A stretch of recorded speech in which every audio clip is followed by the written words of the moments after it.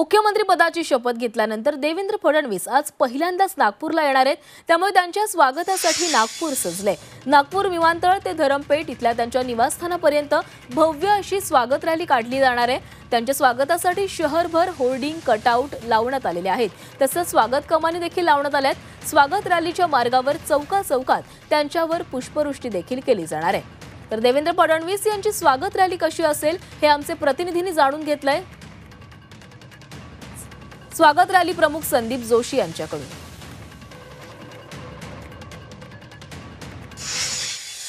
देवेंद्र फडणवीस मुख्यमंत्रीपदी विराजमान झाल्यानंतर आज नागपुरात त्यांचं आगमन होणार आहे। जल्लोषात आणि जोरदार अशी त्यांची स्वागत रॅली काढण्यात येणार आहे। संदीप जोशी यांच्याकडे संपूर्ण जबाबदारी आहे। स्वयंस्फूर्तीने अनेक ठिकाणी अनेक प्रकारचे स्वागत या शहरात आज दिसतील आपल्याला।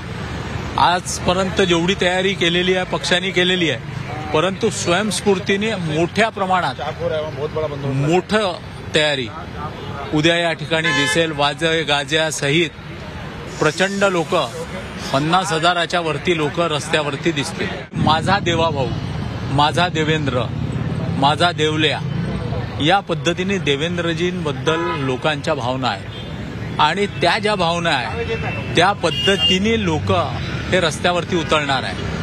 लोक रस्त्यावरती त्या पद्धतीने राहणार आहे की बाबा माझ्या देवेंद्रजीचं स्वागत करायला मला रस्त्यावरती राहायचं आहे। 7 किलोमीटरची एकंदरीत स्वागत रॅली आहे आणि वेगवेगळ्या ठिकाणी वेगवेगळ्या पद्धतीचे जे भारतीय जनता पार्टीचे कार्यकर्ते राहतील, नाग विदर्भ चेंबर ऑफ कॉमर्सचे राहतील, सरदार मंडळी मोठ्या प्रमाणावर राहतील, व्यापारी मोठ्या प्रमाणावर व्यापारी या शहरातले राहणार आहेत, अनुसूचित मोर्चाचे वाल्मिक समाजाचे मोठे मंडळी या ठिकाणी राहणार। संपूर्ण नागपूरकरांना ज्याची प्रतीक्षा होती मुख्यमंत्री पदानंतर देवेंद्र फडणवीस कधी नागपुरात येतील आणि कधी त्यांचं स्वागत करता येईल, तर हा क्षण अगदी आता जवळ आलेला आहे। झी मीडियासाठी व्हिडिओ जर्नलिस्ट रत्नश्री सातपुतेसह अमर काणे, नागपूर।